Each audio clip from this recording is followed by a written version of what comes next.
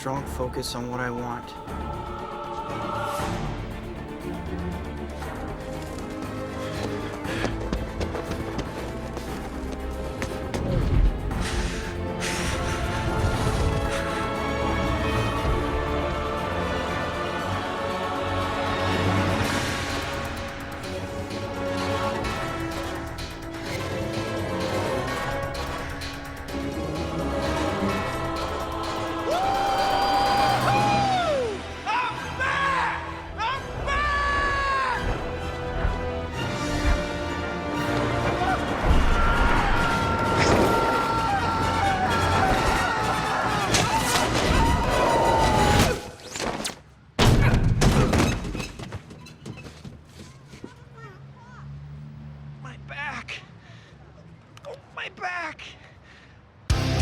In a world overflowing with movies, we need a hero.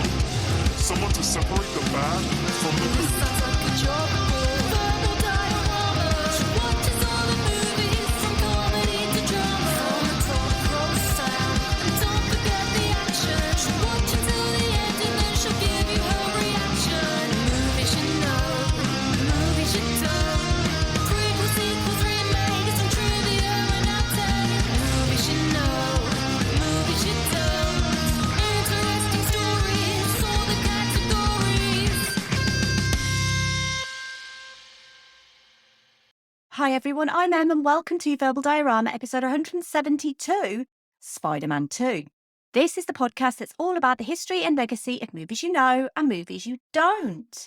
Welcome to Verbal Diorama, all of you brand new listeners to this podcast. Welcome back, regular returning listeners. Thank you for being here. Thank you for choosing this podcast.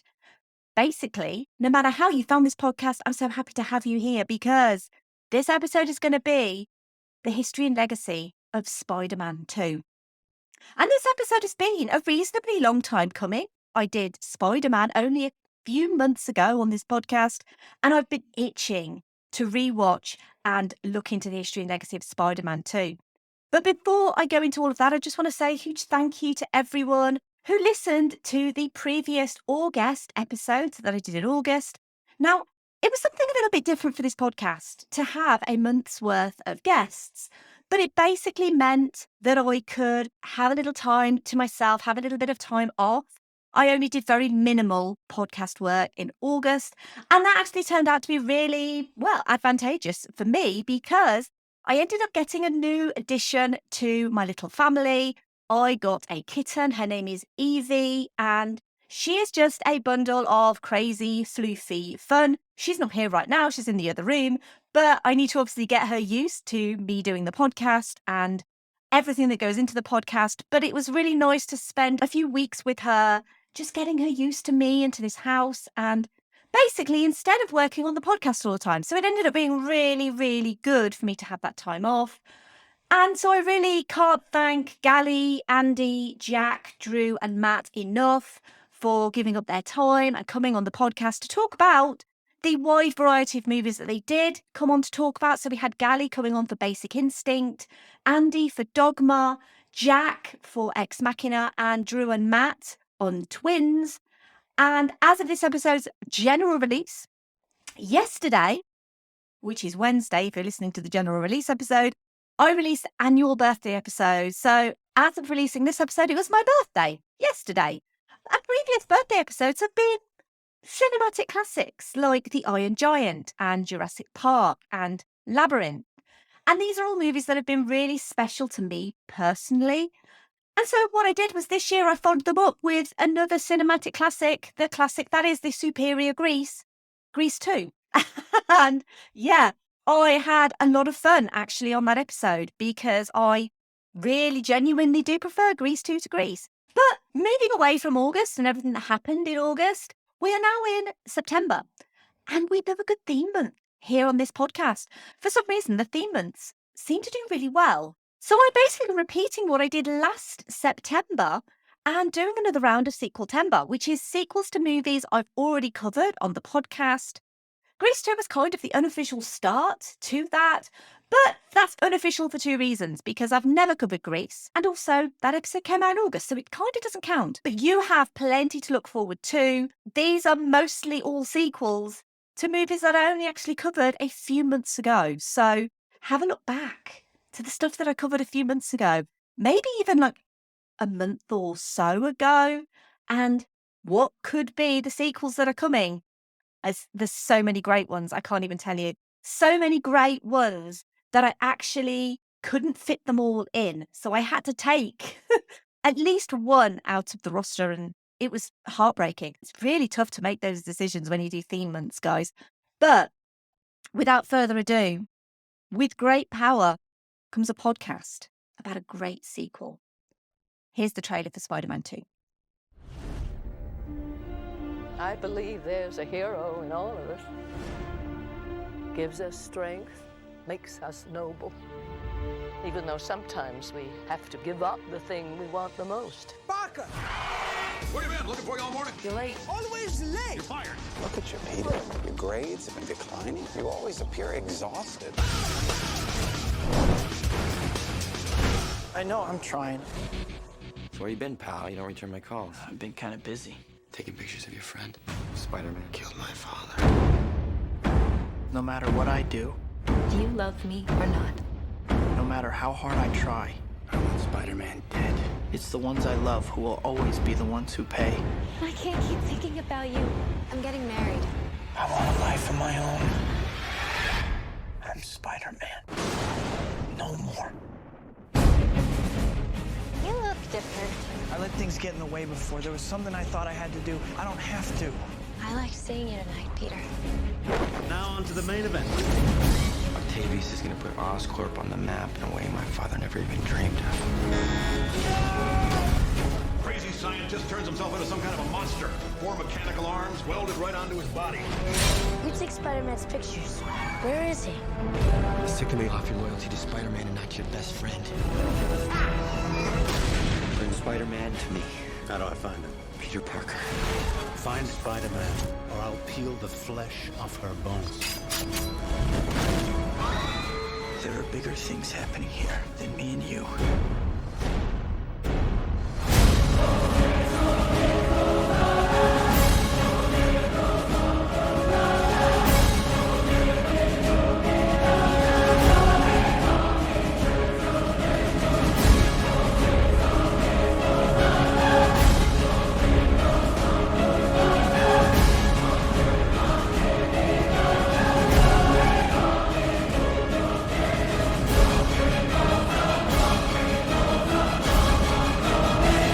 Let's see who's behind the mask.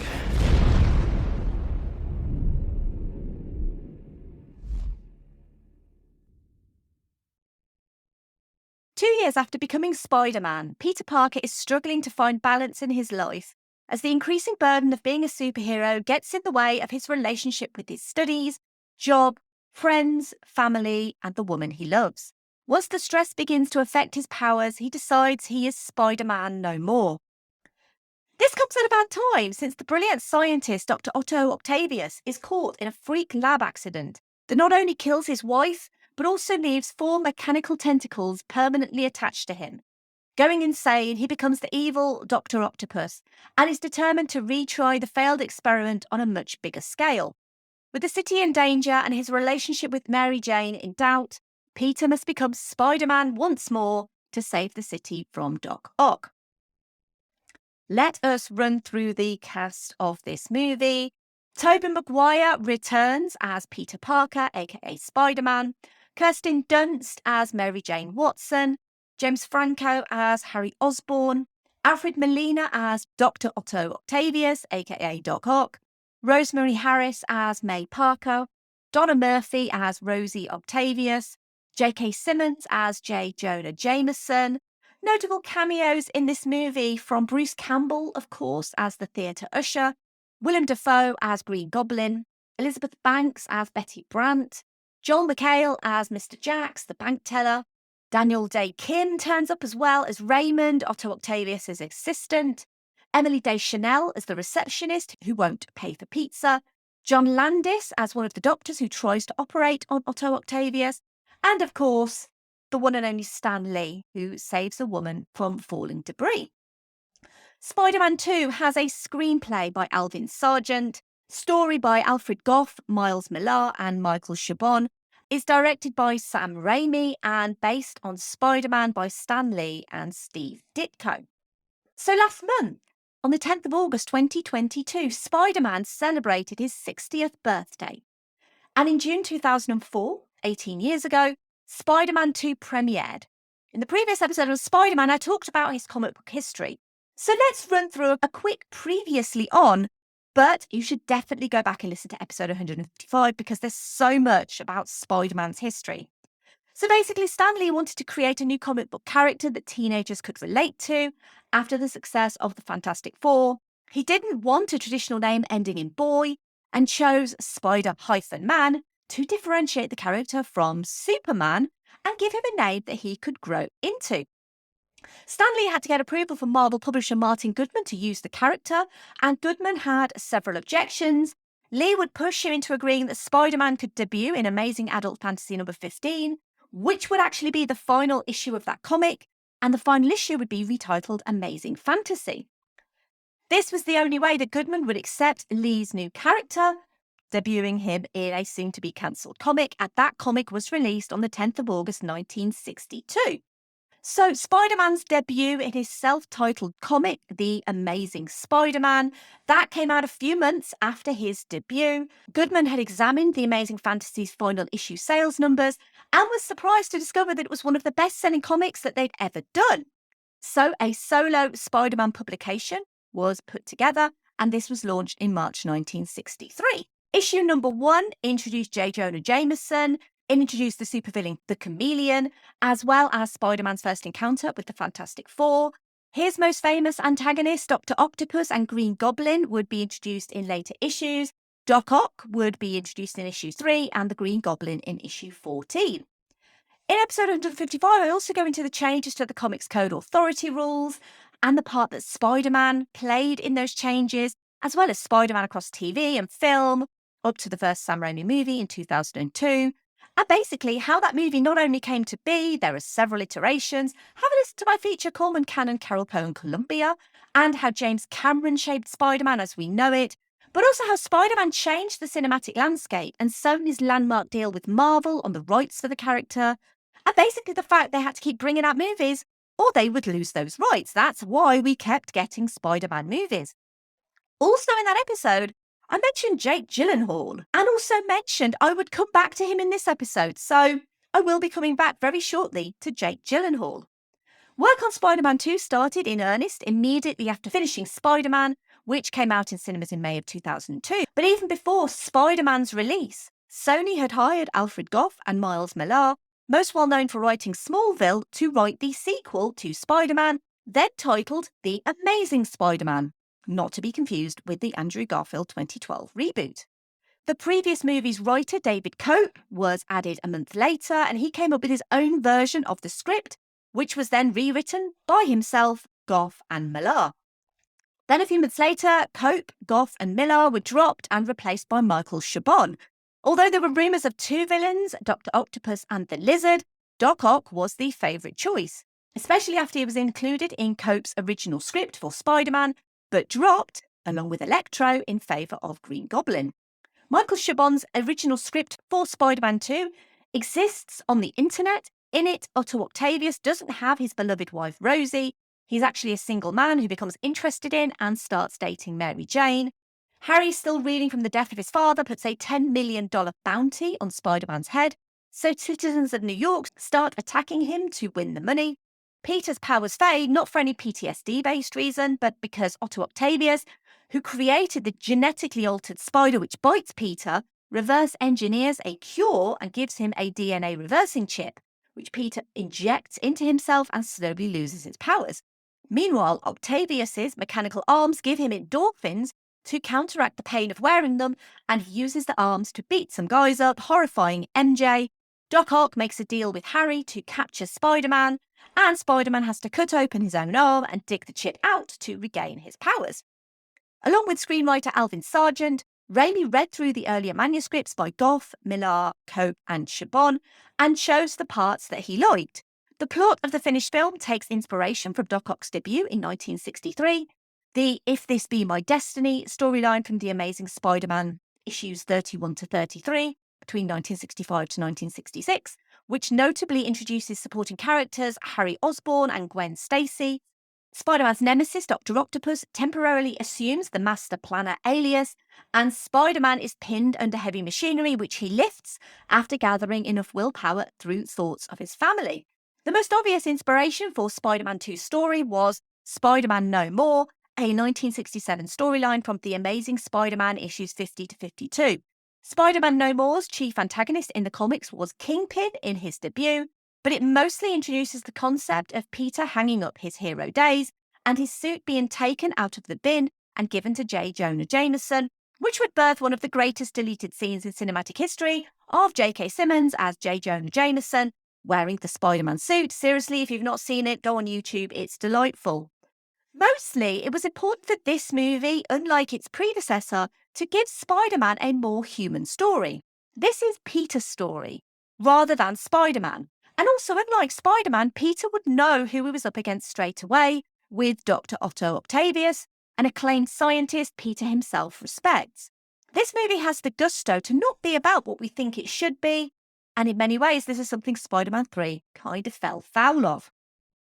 Both Tobey Maguire and Kirsten Dunst had signed up to 3-picture deals, and as I mentioned in the last episode on Spider-Man, Tobey Maguire almost didn't get the role originally, because Jake Gyllenhaal was also up for the part. Obviously, Tobey Maguire did get the role, but before Maguire returned for the Spider-Man sequel, he would film Seabiscuit, and a pre-existing back condition flared up, causing him extreme pain and discomfort. So when it came to casting the sequel, it was suggested that maybe Maguire wouldn't be able to play Peter Parker. Jake Gyllenhaal resembled Maguire so much that discussions started to be had on recasting Peter Parker, just in case Maguire couldn't do it. Obviously, they were thinking of what was best for the sequel, but also for Maguire's health. No one wanted him to injure himself more severely. Crisis talks were had, and a series of physical tests under the supervision of medical professionals were performed to ensure Maguire was fit and able to proceed. There are a few conflicting reports that he was fired from the role for inappropriate attitude, and additionally assisted in being rehired by enlisting the help of his future father-in-law, Ronald Mayer, the head of Universal, who allegedly lobbied on Maguire's behalf. In interviews, Maguire would deny being fired and insist it was all a misunderstanding and that Gyllenhaal was never going to replace him. Gyllenhaal, for his part, admits there were talks and that he was up for the role originally, but he never thought he would replace Maguire for Spider-Man 2. Quote, "The truth of the matter is, in the end, Maguire is Spider-Man. There's so many roles in my career where I was up against another actor, or something happened that possibly could have happened but didn't happen, but maybe it would have. Eventually, my belief is when an actor's played a character, particularly in a movie, the character's theirs, and that's that. But yeah, he hurt himself and there was talk, and there were a slew of actors possibly up for the part, and I was one of them," unquote. Gyllenhaal would obviously go on to be cast as Mysterio for Spider-Man Far From Home, which he's great in, by the way, so I'm kind of glad he never got the Spider-Man role. Sam Raimi wanted a character actor for the role of Otto Octavius and auditioned Ed Harris, Christopher Walken and Chris Cooper, as well as Alfred Molina. At the time, Molina was a SAG and BAFTA-nominated actor for his role in Frida, and so, well, clearly, I don't need to tell you, he got the role. And then there's also an alleged casting that I happened to find on the internet. Now, I couldn't really corroborate this. This was only from one source, and normally I don't include stuff that's just from one source. However, I found on the internet that there was a casting of the character of Felicia Hardy, aka Black Cat, and that this was cast with an actress called Brooke Adams. Now, the character wouldn't be included in the final film. She would actually appear in The Amazing Spider-Man 2 with Felicity Jones in the role.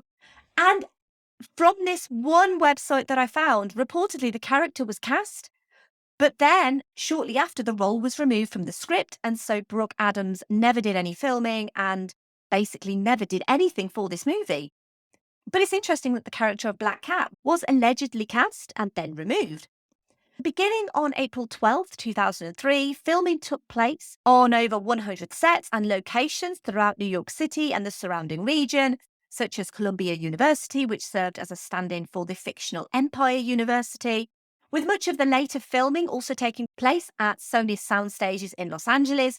The start of filming was originally slated for January 2003, but it was delayed to give Tobey Maguire a little more time to finish up on Seabiscuit and for the many pre-production tasks that needed to be completed, such as additional casting and set building. The production team acquired a train of 2,200 series Chicago L cars and set up 16 cameras to capture Spider-Man and Doc Ock's rail brawl in the background. Only 150 of these trains were ever built and were in service for 44 years until August 2013. Sam Raimi and his crew travelled to Chicago in November of 2002 to shoot several scenes involving the L trains that couldn't have been done in New York City. Production in New York City wrapped on the 30th of May 2003, with the rest of the filming moving to sets in Los Angeles. Tobey Maguire enjoyed performing many of his stunts after the initial scare caused by his back issues. He and Raimi even made fun of it by having Spider-Man say, my back," as he attempts to regain his powers. Even Rosemary Harris participated in stunts, and she eliminated the need for her stunt double. She loved doing her own stunts. Bear in mind, she was 76 years old at the time, and I was today years old when I found out that her daughter is Jennifer Airley of 1995 Pride and Prejudice Lizzie Bennet fame. In contrast, Alfred Molina declined to perform his own stunts out of respect for the work of trained professionals, but it didn't mean he wasn't duped into performing them for entertainment purposes. Now, I don't know what exactly that means, but there are several sources on the internet that say that the stunt performers made him do stuff just to make them laugh. So Alfred Molina's a funny guy, so I can imagine that he probably did make the cast and crew laugh quite a lot. On the original Spider-Man episode, I mentioned the Spider Cam, and despite its name, it wasn't created for that movie, and it was actually only used once in the final shot.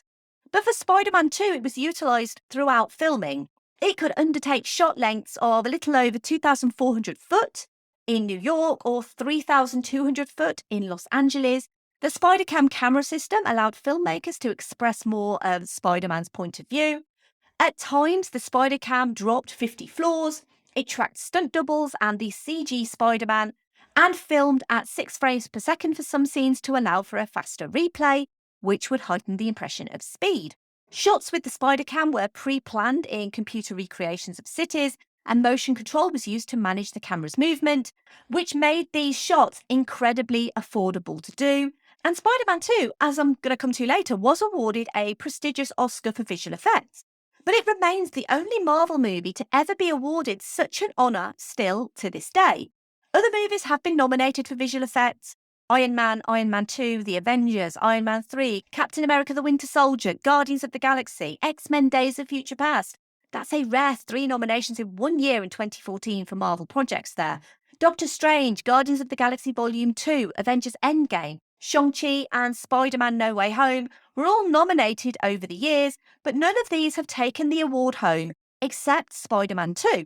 And the quality of these visual effects, 18 years later, it's clear why this won the award, because these effects, they still look fantastic to this very day. They're not perfect, to be sure, because they are 18-year-old effects, but still so very impressive. And that's because so much of this movie is practical wherever it can be. This is thanks to visual effects master John Dykstra, a man who started his career working on none other than Star Wars in 1977. Dykstra developed his own motion-controlled camera called Dykstraflex for Star Wars' groundbreaking visual effects. This earned him a scientific and engineering award from the Academy of Motion Picture Arts and Sciences, as well as his first Best Special Effects Oscar, aged 30, but I'm going to save all that for a future Star Wars episode. John Dykstra had also worked on Spider-Man, but Spider-Man 2 presented new challenges, as well as the advancement of CG effects. The mantra of the visual effects team was simple. The second movie's poorest shot should look as good as the first movie's best shot. And this time around, the VFX budget had been increased to $65 million purely for visual effects. As in the first movie, the team went to New York and surveyed actual buildings, digitally photographing them during the right times of day to get the light on them from every angle. The buildings were then textured, and the pipeline for the creation of those CG buildings was upgraded from the first movie. The new digital Spider-Man himself presented a new challenge too, because his suit had been slightly upgraded, and at the time, computer-generating cloth wasn't easy. James Aitchison, the film's costume designer, made minor adjustments to Spider-Man's costume. The muscular suit underneath was cut into pieces to offer a better sensation of movement, and the colours were made richer and bolder. The helmet Tobey Maguire wore underneath his mask was also upgraded, adding a false jaw for better movement and a magnetic eyepiece that was easier to remove. Several cloth simulations were blended together to make the CG suit look as real as possible, and the CG Spider-Man character was restructured, given better musculature and a new skeleton. The idea being to make the digital Spider-Man look indistinguishable from Tobey Maguire in suit. The digital Spidey was also given, for the first time, digital human-looking skin. Nothing was recycled from the first movie, from the point that the system switched from IRIX to Linux and you couldn't convert the data. Only a small amount of motion capture was used for Spider-Man in Spider-Man 2, and no motion capture was used for Doc Ock, because in the sense of scale, Spider-Man had digitised New York and Spider-Man himself in the previous movie. So none of this was really new for the team. Green Goblin, as an antagonist, he'd mainly just flown around on a board. But Doc Ock was completely new. He had 4 individual sentient tentacles. And if you think about nature, there are no sextuple beings existing in the natural world. So there was nothing really to go off for how Dr. Octopus would move. Sam Raimi wanted the tentacles to be sentient, to have individual personalities, as well as be mechanical devices, for Doc Ock himself to be at their will once his inhibitor chip is broken. The design had to be somewhat anthropomorphic to achieve that. John Dykstra worked with costume designer James Aitchison and production designer Neil Spisak to design tentacles that could be puppeteered as well as digitally created. Both the actual tentacles and the designs for the CG versions of the puppets were made side by side by the animators and animation director Anthony Lamolinara of Sony Imageworks to ensure that they integrated features into them that could work for the animation. When it came to developing the personalities of these tentacles, the animators had to meet a very stringent set of requirements. Edge Effects were commissioned to make a corset, a metal and rubber girdle, a rubber spine, and 4 8-foot-long foam rubber tentacles that weighed 100 pounds. One puppeteer sat on a chair and manipulated each of the death flowers, which were the names of the claws on each tentacle. 4 people were in charge of each tentacle arm, and they practiced every scene with Molina to ensure they could move the tentacles naturally, as though they were responding to Octavius's muscle movements. Molina named his tentacles Larry, Harry, Mo, and Flo. Flo performed the delicate operations like lighting his cigar. For close-ups, the tentacles were puppets, for when Doc Ock is carrying the tentacles, but for wide shots or scenes where the tentacles are carrying him, Alfred Molina was strapped into a harness and CG tentacles were added in post-production. A lot of scenes would have both puppets and CG tentacles in the same shot, and any CG tentacles had to react to light in exactly the same way as the real tentacles, and also they had to look like they were being controlled, firstly by Doc Ock, and secondly as their own sentient beings. The sequences with the tentacle movements were choreographed by Eric Hayden. And when we're talking about a scene in which the CG and the practical effects blend perfectly together, this is never more clear than in the operation scene. And this is a proper Sam Raimi Evil Dead homage, as well as a seamless blend between CG and practical effects. And one of the many standout scenes in this movie, as the movie goes full horror movie and proves how sentient and self-preserving Doc Ock's tentacles actually are. The fact Raimi chose to light this scene with cold, clinical, bright white hospital lighting, it switches between wide shots, POVs and close-ups, and the blood-curdling screams of the doctors into situations with complete darkness, complete with trademark chainsaw, culminating in Otto waking up and fully submitting to his tentacle overlords. This scene is also absent of any music. There's a similar style of scene in Raimi's Doctor Strange sequel, similarly chilling and visually terrifying. Ironically, this movie also name drops Doctor Strange. Superheroes, their villains, and situations are often rooted in horror scenarios, and what makes this scene work, as all great horror should, is the stuff it doesn't show. You see the claw marks as a doctor is dragged into the darkness, but what happens to her is left to your imagination. I could honestly talk about that scene forever because it's genuinely one of my favourite scenes in probably any superhero movie ever. But I feel like I need to talk about some of the other effects in this movie. Scale miniatures were used for the climactic pier scene at the end of the movie. They built a miniature pier. They also had the inclusion of CG water. That actually came about at the last minute. And a lot of the effects in this movie were pretty last minute, including the iconic train sequence, which mixed the CG characters of Spider-Man and Doc Ock with a genuine train carriage shot on a green screen. Over 100 visual effects are in this scene alone. A real buckled train carriage was used for the scene in which Peter struggles with all his might to stop the carriage, which culminates in not only Peter's identity being revealed by his heroics, but also the regular New Yorkers pulling together to protect their hero. A scene that starts with the iconic shot of Spider-Man swinging through the city, only to find that it's a reflection in Doc Ock's eyes. And seriously, there are so many comic book looking shots in this movie. But this scene is why Peter needs to be Spider-Man. It validates his decision to keep going. Even though the film primarily uses Super 35, 16 large format cameras are brought in to shoot the exterior of the subway train scene. To cover every angle of the train, all 6 Panavision Super 65mm cameras were brought in and used for the first time since Far and Away in 1992, together with an 8-perf iWorks camera, 4 ARRI 435 cameras and 8 VistaVision cameras, with an array of 3 joined up to create a large dimension view.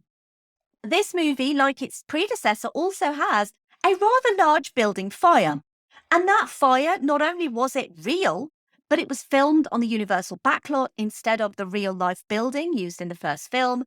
They used oxygen canisters to shoot air at the flames to make them bigger. And Tobey Maguire genuinely did run in and out of that burning building. Now, for any of you lamenting at the fact that I'm not talking about John Dykstra anymore, fear not, John Dykstra fans, because I could tell you that some of his work will be coming back in a later episode in this month of Sequeltember. I mean, it's not rocket science. If you go to John Dykstra's Wikipedia page, the movies that I'm talking about are right there on the page. That's a little spoiler for you, but I am going to be returning to John Dykstra a bit later on this month. What I actually also did was I watched the third movie in preparation for this episode after I watched the second one. And it was a really fascinating rewatch, mostly because of how ambitious that third movie is. It really does try to jam everything in, but it also highlights to me how perfectly balanced, as all things should be, Spider-Man 2 actually is, because the bloat of Spider-Man 3 just isn't in this movie. And, you know, I have a bit of a backlog of third movies in trilogies to cover. Technically, I should probably do X-Men The Last Stand at some point, because I've done the first 2. You could also make that argument for Spider-Man 3. And I'm probably going to have a couple more to follow after Sequeltember ends. So, you know, if you do want a specific third movie of a trilogy in the future, then let me know. Just something that I briefly want to point on. There is an official novelisation for this movie, which does go into some additional detail for plot points that are missing from this movie. So I just want to highlight a couple interesting points, like Mary Jane meeting John Jameson at Moondance, the diner she worked at in the first film. The fact that the police couldn't confirm Uncle Ben's murderer because there were no eyewitnesses. This would obviously be retconned in Spider-Man 3. The fact that Hank Pym is one of the scientists who attends Octavius's demonstration. Otto Octavius escapes the hospital and he steals a trench coat from a mannequin in a nearby store. That the tentacles, when they speak to him, they regard him as a father. This is alluded to in the movie where Doc Ock says he hears their voices inside his head before realising the inhibitor chip was destroyed. The tentacles insist Octavius needs their help and tempt him into villainy throughout the story by suggesting Spider-Man interfered in his experiment because he was jealous. A lot of times people question the bank in this movie. Why are there gold coins in the bank? Well, they are, according to the novelisation, 19th century $20 St. Gaudens gold coins, recovered from an almost century-old shipwreck, and he plans to resell these to fund his experiment. John's proposal to MJ is spontaneous. They are talking at the gala. MJ, reeling from her conversation with Peter, abruptly says that John can propose to her if he wants, and so he does, and then decides to announce their engagement. Mary Jane later confesses to her colleague Louise that she's marrying John, partly to prove something to her father, but also to show Peter what he missed out on. This was restored in the extended cut of the movie. MJ also secretly doubts if she's ready for her and John's relationship to be real, and basically isn't invested in the details of their wedding. J. Jonah Jameson being stressed about his son's shotgun wedding and questioning MJ's motives. There's even this suggestion that MJ might be pregnant. But ultimately, John Jameson isn't that bothered when MJ leaves him at the altar because he kind of expects that she's going to. Doc Ock knew that Peter and Mary Jane would be at the cafe because his tentacles tapped Peter's phone lines. The dead end at the end of the train tracks is because the city is building an overpass above the train yard but runs out of money. What finally kills Doc Ock is when he drowns his experiment. His experiment superheats the water, which, and this is quite awful, broiling him alive.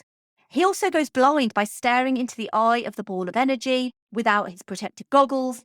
The tentacles at this point are still alive and sentient, and they express the sheer terror of the thought of dying, and they desperately beg their quote-unquote father to save them, not realising that he's already dead. How depressing is that?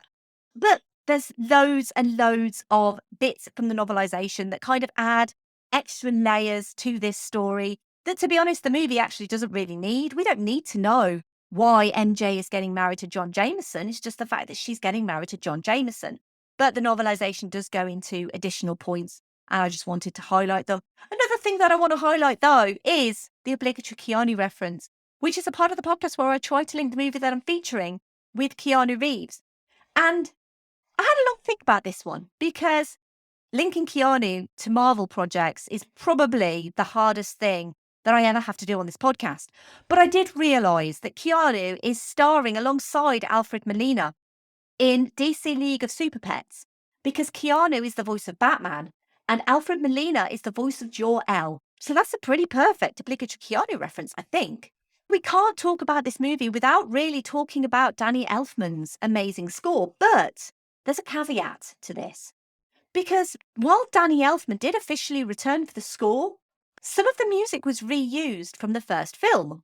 So it turned out that Danny Elfman's score was mostly reworked or replaced by cues written by other artists. So John Debney, who later did the score for Iron Man 2, Deborah Lurie and Christopher Young, among others, meant that a lot of Elfman's work was actually either reused or repurposed. And Danny Elfman was so annoyed with all of this that he refused to come back and score the third movie and didn't work with Sam Raimi again for several years after. The official soundtrack to this movie featured music by Maroon 5, Hoobastank and Jimmy Necco featuring Brian May, reached the top 40 of both the Australian and US album charts. In June 2004, Vindicated by Dashboard Confessional, the lead song from the movie, peaked at number 2 on the Billboard Alternative Songs chart and made it into the top 20 of the global and American modern rock chart. The song We Are by Anna Johnson was a huge hit in Europe, reaching the top 10 in almost all of those countries. And to capitalise on the huge success of Spider-Man 2 years prior, Sony pushed a huge marketing promotion for Spider-Man 2 with partnerships with Burger King, Dr. Pepper, Kraft Foods, Kellogg's, Embassy Suite Hotels and Major League Baseball, plus license agreements with Lego, Crayola, Leapfrog and Activision. Activision published the video game developed by Treyarch, which had a more realistic physics-based web-slinging system conceived by designer Jamie Friström, with an open world inspired by Grand Theft Auto 3. This video game in particular got decent reviews too, but the $2.5 million promotional package between Sony and Major League Baseball was set to include Spider-Man 2 emblazoned bases. However, plans were ditched after fans complained. Spider-Man 2 was released on the 30th of June 2004 and immediately hit number 1 in the US. This was the week after Dodgeball, the same week as The Notebook, Harry Potter and the Prisoner of Azkaban was still in the top 10 that week, as was Shrek 2. The following week, King Arthur was released, which literally meant nothing to the charts or to Spider-Man. The third week, it fended off Anchorman, which came in at number 2. Spider-Man was finally dethroned in its fourth week by I, Robot, which is a movie that I'm fascinated with, by the way, and is on the list to do for this podcast. On a budget of $200 million, it would gross $373.6 million in the United States and $450 million elsewhere, for a total worldwide gross of $788.6 million. It also broke the first film's opening day record of $39.4 million by taking in $40.4 million in its first day. This was surpassed a year later by Star Wars Episode 3 Revenge of the Sith. Spider-Man 2 also broke the Lord of the Rings The Return of the King's record for the highest grossing Wednesday of all time. It held this record for 3 years until it was topped by Harry Potter and the Order of the Phoenix. I'm not even finished. It also had the biggest 4th of July opening weekend, the highest 5-day Wednesday opening, the largest 6-day opening record, the highest Monday gross of any film, which it held for a decade until Star Wars The Force Awakens. Spider-Man 2 also took 8 days to become the quickest film to hit the $200 million mark, which would be surpassed by The Dark Knight. And critically, Spider-Man 2 holds an approval rating of 93% on Rotten Tomatoes. It received a score of 4 out of 4 stars from Roger Ebert, who hailed it as the best superhero movie since Superman and praised it for effortlessly combining extraordinary effects and a human story, keeping its parallel plots alive and flowing. Later, he would rank it as the 4th best movie of 2004. At the 77th Academy Awards, Spider-Man 2 won Best Visual Effects and was nominated for Best Sound Mixing and Best Sound Editing, but lost to Ray and The Incredibles, respectively. The sound and visual effects from the sequel were also nominated for BAFTAs, and it was also nominated for the Orange Film of the Year, which was voted for by the general public. And obviously, there was a sequel. I've already mentioned Spider-Man 3. And as I said, while it's still a bit of a mess, I appreciate what it tried to do. It had huge ambition, and it would have been interesting to see where Sam Raimi took the franchise with his mooted 4th movie. And while an episode on Spider-Man 3 isn't really planned yet, I am planning to take a look into the 2 amazing Spider-Man movies at some point in the very near future. Because again, it's absolutely fascinating that we got 2 amazing Spider-Man movies, even though this was The Amazing Spider-Man, but then it was retitled Spider-Man 2, and now there's Amazing Spider-Man, and now there's Tom Holland's Spider-Man, as well as Andrew Garfield's Spider-Man and Tobey Maguire's Spider-Man. But in all honesty, I'm a huge fan of Andrew Garfield's Spider-Man. Not so much the movies, but I really like him. And so I really want to go into the story of those movies, and basically, why did we never get a 3rd Amazing Spider-Man movie? Well, let's find out in that future episode, shall we? Let's move on to find out what other people think of this film. And I like to ask on Patreon, on Twitter, Instagram, and Facebook. I'm going to start with the patrons of this podcast because the patrons always have such amazing thoughts. And obviously, thoughts are returning to the podcast after a month or so's break. So this is quite a momentous achievement to have. Not only the caliber of comments, but the number of comments for this particular movie. As I said, I'm going to start with the patrons. I'm going to start with perennial commenter Andy, who was on the podcast on Dogma just recently. And Andy says, Spider-Man 2 joins the ranks of Empire Strikes Back and Batman Returns as a sequel that improves upon their already excellent original. Sam Raimi ramps up his snap zooms, camera spins, and all of the other Raiminess that he cut his teeth on. To me, the highlight of this film is Alfred Molina's Otto Octavius, who gives us an incredible amount of pathos to what was, on the page, a reasonably one-note evil scientist. I was so angry at this film for making me sympathise with him, and I loved every minute of it. And as always, patrons get a little plug on this podcast. So of course I'm going to plug Geek Salad. It is the podcast, the one-stop shop for all of your geeky, nerdy podcast needs. They cover a lot of comic book stuff on the podcast. They've recently done a non-DC, non-Marvel episode of comic book movies that are non-DC and non-Marvel. And it's really fascinating because you forget how many movies are out there that have nothing to do with DC or Marvel. It's genuinely a fantastic episode of a genuinely fantastic podcast. So make sure you listen to Geek Salad. I'll put information in the show notes. We also have a patron comment from Brendan who says, There are a few clearer examples of a filmmaker with obvious passion for the material taking an already good starting point and expanding upon it to a masterful extent for a second outing than Spider-Man 2. I know the hyper-real 1960s by way of turn of the 21st century New York City vibe isn't for everyone, but it allows Raimi and his cast to zero in on iconic and deliberately stylized versions of characters and events that both play to those familiar with the beats being referenced from the comics, as well as being smartly dramatized enough to read clearly to casual viewers. Add to that Raimi taking what worked from Spidey 1's set pieces and turning it to 11, codifying the blueprint for superhero action in the modern era, and you have a bona fide classic of the genre and of blockbuster cinema, period. which is basically what I was trying to say in this episode. But yet again, Brendan has summarised this episode and what I was trying to say pretty darn perfectly. We also have a patron comment from Derek who says, I adore this one. It is the quintessential superhero movie, as it puts the two opposing selves of Peter Parker in direct conflict with Spider-Man. Furthermore, this conflict is mirrored in Dr. Octopus, whose scientific self is in direct conflict with his villain self. and a little plug for Derek's podcast. So he hosts The Midnight Myth alongside his wife Laurel, and they basically look at modern pop culture with a historical, philosophical, and mythological lens. It is an absolutely fantastic podcast. They are podcasting a little less than they used to because they have a baby now. Or actually, he's not really so much of a baby anymore. I think he's almost 2. But yeah, they do have a small person in their lives. So it is a little bit difficult for them to produce regular weekly content. But the stuff that they do produce is so outstanding that you just simply have to listen to The Midnight Myth. It is genuinely one of the best podcasts out there. Information in the show notes. And the final patron comment comes from Zoe, who says, Wow, the best of the original trilogy. Some might say the best live action Spider-Man of all time. and you know what, Zoe? That is exactly what I would say, because I genuinely do believe this is the best live action Spider-Man movie of all time.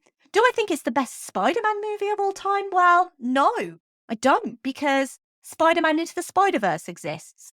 But without Spider-Man Into the Spider-Verse in the equation, this is genuinely one of the greatest events of modern cinema for me. I'm going to come to all of this, how I feel about Spider-Man in a bit. But before I go into all of that, I just also need to mention Zoe's podcast. It is Backlog Cinema. It's basically him and his son, Zach. And it's basically him introducing Zach to movies like this, movies that we grew up with, these amazing cinematic experiences and events. You have to introduce movies like this to the young people. Because how else will they learn what a good movie is if we don't do that? So anyway, their podcast is Backlog Cinema. I will put some information in the show notes for that podcast. They are a great partnership. It's great to hear a father and son on a podcast talking about movies. So have a listen to Backlog Cinema. We're going to move on to Twitter. And we've got so many comments over on Twitter. So we're going to have to really ramp through these. We're going to start with at Harry Met Movies, who said, great film that stepped it up from the first and proved there was longevity in the genre. At Best Film Ever Pod said, Spider-Man 2 is the only one of the Sam Raimi trilogy that I rate in the slightest, but rate this one I do. It's tightly written with a standout turn by Alfred Molina as supervillain Doc Ock. Toby does the reluctant hero well, and Spider-Man 2 captures Peter's internal struggle to help the community and do the right thing against his desire for a normal life and to protect those he loves. Mix in some fantastic set pieces and Kirsten Dunst's best performance of the trilogy, and Spider-Man 2 is a winner that wouldn't be topped until Tom Holland burst onto the scene. At Pedestrian said, I'm a little cooler on it than most. I think it was an important stepping stone for modern comic book movies. With the modern MCU, I've had little desire to return to it, even after No Way Home. At Harley Mumford said, one of my favourite superhero movies ever. I was the perfect age for this movie when it came out and remember vividly seeing it in the cinema. I also remember a fantastic PS2 tie-in video game which I spent many hours on, pretending to swing around New York like Spidey. At Kevin_the critic said, one of the best superhero films ever. It shows how much strain being a superhero would put on your life. However, it also reaffirms why superheroes inspire us by telling a character-driven story that's equal parts romantic, thrilling, funny, and thoughtful. At Neil Burt said, I wrote an essay about this film for uni years ago about the use of ancient symbolism for good and evil, i.e. the snakes tempting Doc Ock. The portrayal of Doc Ock here is one for the ages. The tentacle attack scene in the lab is iconic. Also, the train scene and Peter Parker arc is totes emotion. At D.W. Lundberg said, possibly the greatest superhero movie ever made. Definitely the most empathetic about having the courage to always do the right thing and the toll that it takes if you aren't honest and upfront about it. Raimi's wild tonal swings and whiz-bang action sequences are the closest anyone's come to mimicking a live-action comic book, and MJ's decision at the end to step up and rescue Peter, essentially meeting him halfway, the key to any successful partnership, is hands down the most human moment in any film of this kind. At Diabolical Pod added, that and the moment where the train passengers unanimously vowed to both keep the secret of his identity and to defend him from the terrifying Doc Ock. At Momscast said, just watched this movie for the first time a few weeks ago, despite having watched Spider-Man 1 and 3 several times each. I easily think Spider-Man 2 is one, if not the best superhero movies ever made. All the characters and their conflicts feel so personal. At Mike B196 said, the best Spider-Man movie comes very close to what made the comics special, and the train scene is an amazing action sequence. At Lovematician said, although some parts may come off as cheesy and dated, it's still one of the best comic book films. Sam Raimi expertly tells a compelling story with fantastic villain performance and action set pieces that still hold up. Gotta respect it as the granddaddy of superhero movies. At the God of Pod said, Spider-Man 2 is probably up there, challenging for the top spot in the greatest comic book movie ever made category.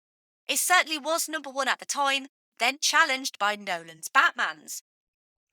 At Andy Gaudion 93 said, belongs on the Mount Rushmore of superhero movies, a perfect blend of comic book earnestness and virtuoso action, aged like a fine wine and one of the best movie tie-in video games of all time. At Andrew Gorge said, best of the original three, I'm back, my back. At GReeve03 said, the best superhero movie that talks about the inspirational yet challenging nature of modern heroes. It has a surprise or two even after all these years and has the most iconic speech of the genre. And at Adventure Sun said, all in all, I enjoyed it. However, his secret identity was exposed to too many people. Which wouldn't happen in the days of like TikTok and Twitter and Instagram. That would be all over social media today. In fact, we see that in Tom Holland's Spider-Man movies. So while this is a product of its time, most definitely, I do feel like it harkens back to those days where we didn't have to worry about social media. It's glorious. Moving over to Instagram, we have at SP_film viewers who said, the best Spider-Man movie until Into the Spider-Verse came along. Which, yeah, I agree with. And at DYWM Podcast said, Superman 2 ripoff. Mostly V good, especially the bit with Otto in the hospital and the raindrops montage. No comments over on Facebook, but as always, thank you so much to everyone who took the time to give a comment. There's so many comments in this episode. It's phenomenal. Thank you so much for the return of comments to have so many. Obviously, Spider-Man 2, it's nothing to do with me. It's all for Spider-Man 2, but just genuinely thank you so much. Love hearing from you guys. Love hearing your thoughts about these movies. So please keep it up for this month because there's some great movies coming. But huge thank you to the patrons and to everyone on Twitter, Instagram and Facebook for your comments on Spider-Man 2. If I've not made it clear, which I should have actually made it clear if I haven't, I love this movie. I have loved this movie since the day I saw it, and I will continue to love it probably until the day I die. This was the movie that made me fall in love with Spider-Man. To see this fallible human character behind the mask. To humanize a hero is a tough thing to do because in the pantheon of superheroes, Peter Parker is already quite human. He struggles more than most because, as this movie plainly puts it, he's just a kid. A kid with the weight of the world on his shoulders. And when you have the weight of the world, you crack. What I love about this movie is these are real world problems, real dramatic conflict. And Peter is just a kid, literally a teenager, and he's dealing with all of this, the weight of the responsibility of the gift that he's been given. And is it a gift? Is it a blessing or a curse? And this movie really goes into all of these themes of blessings and curses and responsibility. And sometimes you do want the selfish life of just simply being a human being versus being the hero that New York needs you to be. And I just love the fact that this movie takes a fairly simple story and yet elevates it to something that's so grand and something that still continues to resonate 18 years later. It's phenomenal. And Doc Ock, and Alfred Molina especially, remains one of the best comic book villains come to life because he's not a villain. He's a complex, multifaceted human being, just like Peter. He's susceptible to being controlled and coerced into villainy, but unlike Green Goblin, retains some of the heart of the wonderful Alfred Molina, who I love. And while I love Willem Dafoe's dual performance as both Green Goblin and Norman Osborn for the sheer scenery chewing of it, Molina is so subtle, and he's clearly showing a man completely terrified of his newfound abilities and unable to control the tentacles that are now connected to him. Some of his shots are literally straight out of a comic book, and I love how they frame this character. I've not really mentioned MJ, but this is Kirsten Dunst's best performance in the trilogy. Even if she is just damseled for the most part, this is something I mentioned last episode as well, and it is a low point in this franchise for me to have a character like MJ and an actress like Kirsten Dunst literally reduced to the damsel in distress. But this is something they thankfully don't do with Zendaya, mostly because I don't think Zendaya would stand for it in the newer movies. This movie also does a really impressive thing, both in the way of comic book movies, because remember, they weren't really a thing at the time, but also for movies generally, and that's the depiction of mental health. Things like depression, anxiety, PTSD aren't often shown in stories like this, and if they are, they're explicitly explained, either by a monologue or a trip to the doctor's office. Now, to be fair, there is a doctor's office trip in this movie, but it isn't a doctor diagnosing Peter's PTSD. It's mentioning several symptoms of PTSD and letting the audience realise over time that Peter's loss of his abilities is nothing supernatural. There's no kryptonite here. Peter has been through incredible loss and suffering. He's witnessed the death of his beloved uncle, seen his aunt attacked, been attacked by a man he saw as a mentor and father figure, had to save the life of his one true love, had to step away from that love for her own good. He's lost touch with his friends. He's struggling at college with his job. Spider-Man is being constantly attacked by J. Jonah Jameson. It's really easy to see that he feels at the end of his tether. Now, I'm not a medical professional, so I'm not able to diagnose PTSD or any mental health affliction. However, speaking from my personal experience of anxiety and depression and possibly a small amount of undiagnosed PTSD, I can tell you that these things change how your brain works. And they can change how your body works. They can change you physically. They can give you things like stomach problems, make you suffer from panic attacks. To me, it's perfectly viable that a series of traumatic events happening concurrently and sequentially could very well affect superhero powers. And I love that this movie goes there, but I love it even more that it doesn't feel the need to spell it out. Because if you want to think Peter is losing his powers because he just is, because story, then that's fine. But if you want to dig a little deeper and realise it's all psychosomatic, then that's also fine. But then you can dig a little bit deeper if you want to. But however you interpret it, the fact to me, this movie is making it clear that this is a human story and not a superhuman story, means that Peter is suffering from a real mental health crisis stemming from his grief and trauma. With great power does come great responsibility, but also the responsibility to take care of yourself so you can be that friendly neighbourhood Spider-Man. And this story in many ways comes full circle in the third movie, where Peter seemingly has everything under control and is feeling great about himself and the demons that can come from pride and celebrity, whilst also under the influence of an alien substance. Sam Raimi has said in an interview with Superhero Hype that he was inspired by an issue of Spider-Man where he gets the flu and is weakened for a brief time, and how human Spider-Man appears when he does get the flu. But really, this movie goes a long way to continue to heal a fragile, wounded New York. Still suffering from the aftermath of 9/11, so many civilians came together in those days to help others, so it makes sense that a community would come together for their friendly neighborhood Spider-Man, because everyone can be saved by a simple act of kindness. Showing empathy is not a weakness, and using your gifts for good will always bear better fruit than using them for selfish means. Because at the end of the day, even heroes are still human. Thank you for listening. As always, I would love to hear your thoughts on Spider-Man 2. And if you do want to get involved and you want to get your comments on the podcast, then you can comment on the thoughts posts. They go up on social media on a Saturday. Leave your comment on those posts and I will read it out. The social media is at Verbal Diorama on Twitter, Instagram, and Facebook. If you do want to support this podcast without paying a single penny, you can do so. It's super easy. You can tell your friends and family about this podcast or about this episode if they're a huge Spider-Man 2 fan.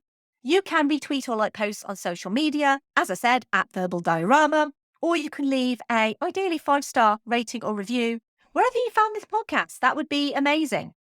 I also like to recommend other episodes that I've done in conjunction with this one.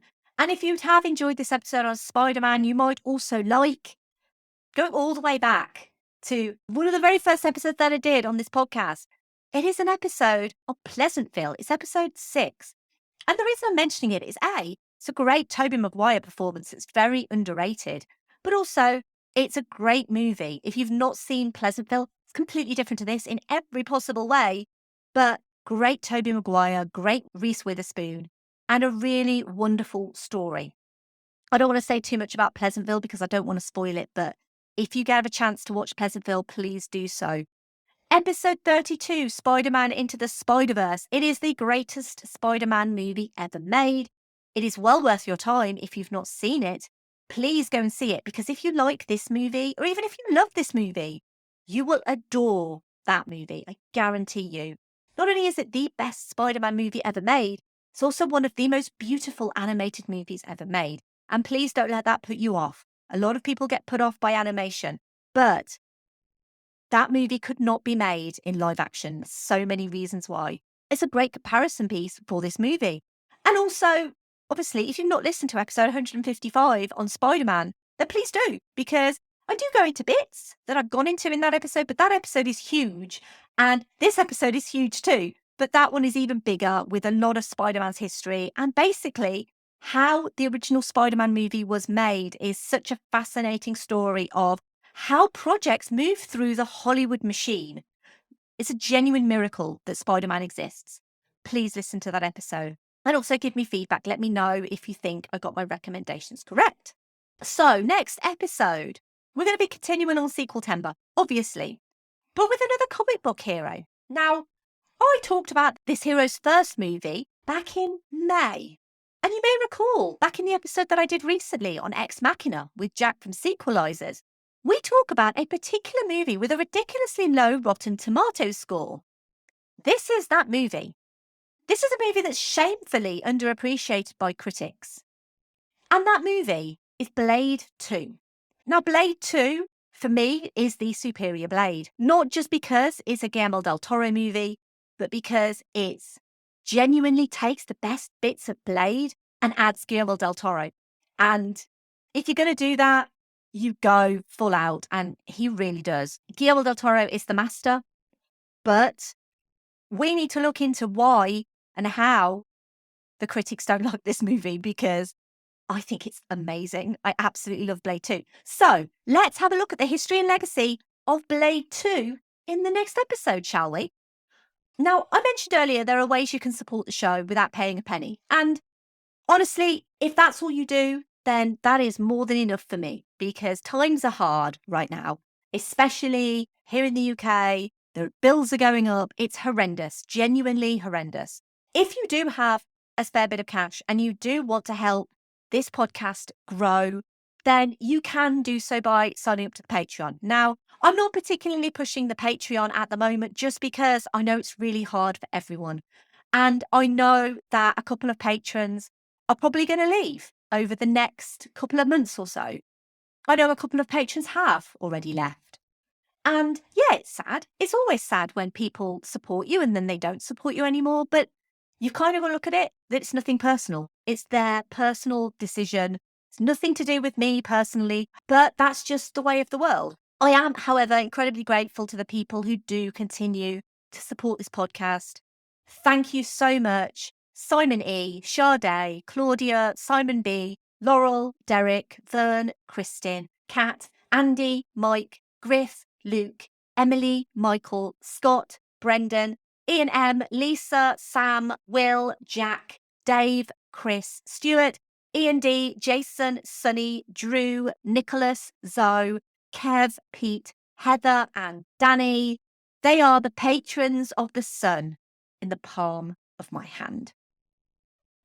I do also have a merch store. It's verbaldiorama.com/merch. You can get in touch with me. You can email me verbaldiorama@gmail.com. You can also go to verbaldiorama.com, and you can also find me at filmstories.co.uk. You can find articles and stuff that I write. And finally, go get 'em, Tiger. Bye. Movies you know, movies you don't. Prequels, sequels, remakes, and trivia and updates. Movies you know, movies you don't. Interesting stories, all the categories.